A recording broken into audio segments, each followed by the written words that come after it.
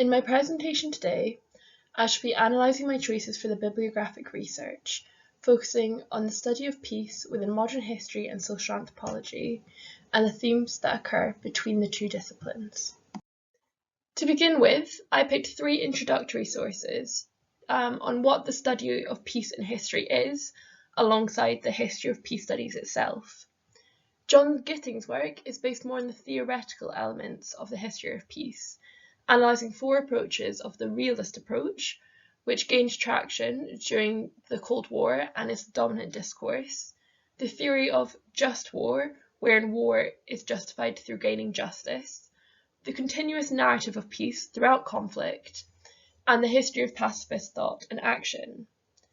This links into David Courtwright's piece, which looks at the establishment of peace organisations from the 18th century through to the early 20th century in Europe and America, looking at the philosophy of Kant as the origin and Erasmus, looking at religious organisations and political agendas, and looking at conflicts with their following peace conferences. And finally, we have Peter van Dengen and Lawrence S. Whitner's Peace History, an Introduction, which focuses predominantly on the social nature of the study, ultimately leading to the emergence of women's history and a focus on social justice movements. All in all, these pieces have all been written in the last 20 years, and they focus on a Western world, asking the questions of what is peace history, a question which we now understand to be extremely complex. It became a popular trend in the 1960s when the looking at history moved to kind of looking at grassroots peacemaking with protest and popular movement. All these sources understand peace to be an absence of conflict, and thus peace in history is often analysed in this manner as a popular movement at a social level. Interestingly, according to Whitner and Dungan, peace history is often scrutinised due to its divergence from the studying of nation-states and power and bigger political entities. Thus, peace history is often searching for legitimisation in its study, and it tends to diverge into different areas, such as gender history or social history. It is not really a study in its own right yet. To look at more specific case studies of how peace is portrayed in history, we have Suzanne Buckley-Zistel's Nation, Narration, Unification, The Politics of History Teaching After the Rwandan Genocide, and Harriet Hyman Alonso's Peace and Women's Issues in US History. Zistel's piece, which was written in 2019, provides a fresh outlook on non-Western narration of peace, illustrating how history is used in order to build peace, with the Rwandan genocide as an example of how history narration by government officials leads to unification of a nation-state from divided ethnicities. This could also be linked to IR, looking at political structures and how peace narratives are used in order to build peaceful societies. It also links to anthropology, as I will go on to explain. Alonso's work on women's issues in US histories emphasises the question, but what about women? When looking at political peacebuilding enterprises such as Petition and their opposing war and women's suffrage, it often asks the questions of social history to emphasise on the individual and those previously omitted or forgotten about from history books. Additionally, Zistel's piece, it diverges slightly from typical historical narratives of peace, as it is focused on the global south and a non-Western world. However, I feel that the next steps for history would be to incorporate peace narratives into wider historical research and to establish itself in its own right as a discipline, as opposed to solely researching peace in relation to conflict, and additionally moving away from solely studying Western countries, something it's beginning to happen, but it does remain largely limited. The anthropological perspective is how anthropology could be doing more for peace studies. two leading writers are Genevieve Suyak and Douglas Fry, and in both these pieces of theirs which I've included, they critically analyse the way that anthropological research illustrates peaceful societies, which can be utilised to remove the Western narrative that conflict is a necessity on both a local and regional level. In these introductions to peacemaking peace studies in anthropology, they emphasise how indigenous knowledge could aid Western peacemaking initiatives, because by having their peaceful societies, they illustrate that humans are not biologically violent, and thus anthropology should do more to amplify the voices and the practices of these indigenous communities. Much anthropological work is based on ethnographic case studies. Ethnography is often done when an anthropologist goes into the indigenous community and lives with them for a period of time, studying them and learning about their practices. Although ethnography is predominantly a collaborative project, especially in modern day, it does come from a colonial practice. And this is something we can kind of be seen in the anthropological study of peace.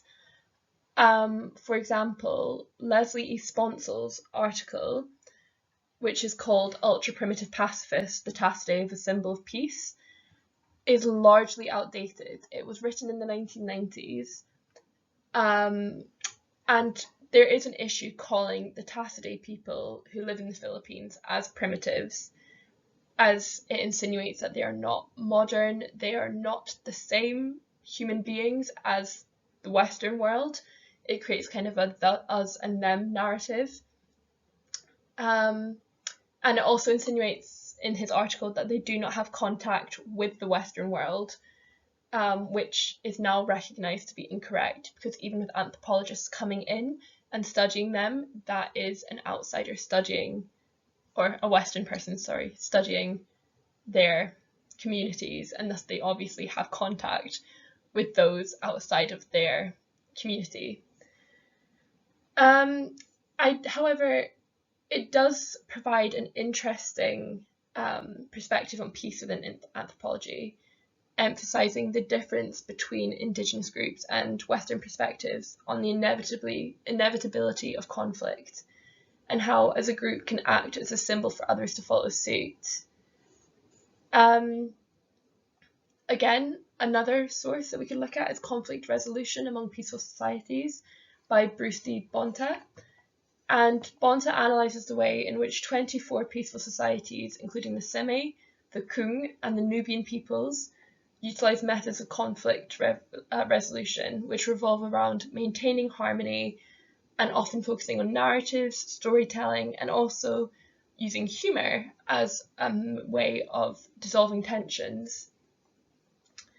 He contrasts this with America, and he uses the example of a court case to illustrate how often the Western view towards peace and resolving conflict is justice, as opposed to simply maintaining peace.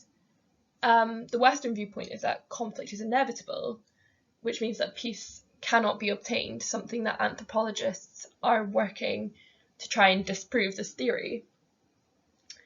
Similarly, Lewis provides a case study of the Mengele people in northern Congo and their belief in Aquila, which is an abstract construct which is difficult to describe in terms familiar to us. Something it can be compared to is the idea of taboo, and it deals with issues such as menstruation, but it also links to the roles that each have in their society, such as a hunter, and how, when one brings back the hunt, how it is divided equally between the community.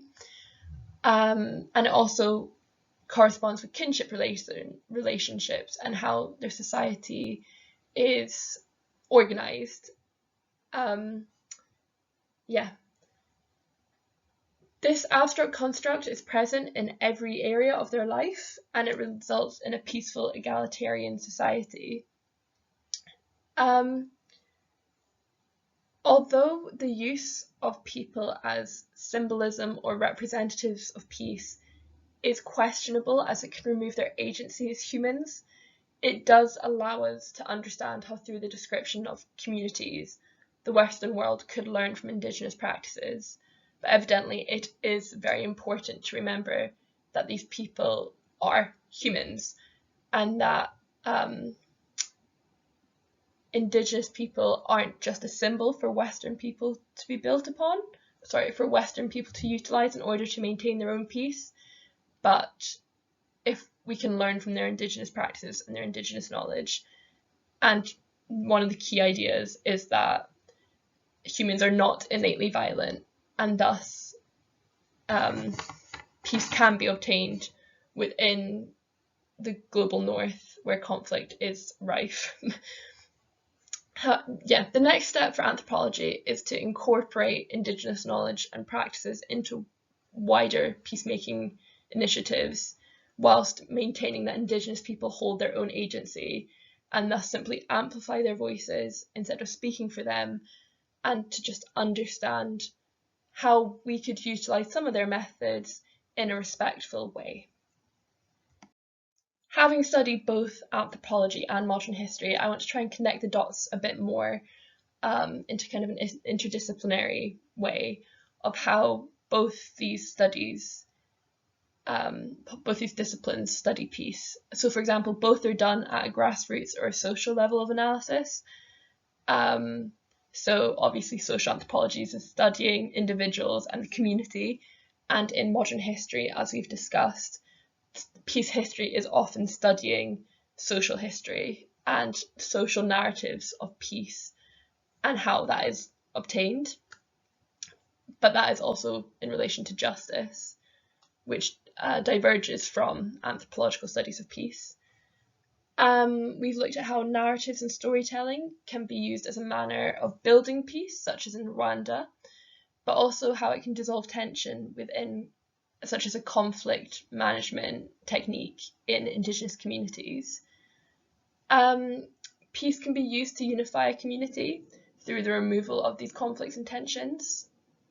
However, within both these disciplines, we still need to conduct further research. It's a fairly new study within both disciplines, and most research has kind of only been written in the last 30 years.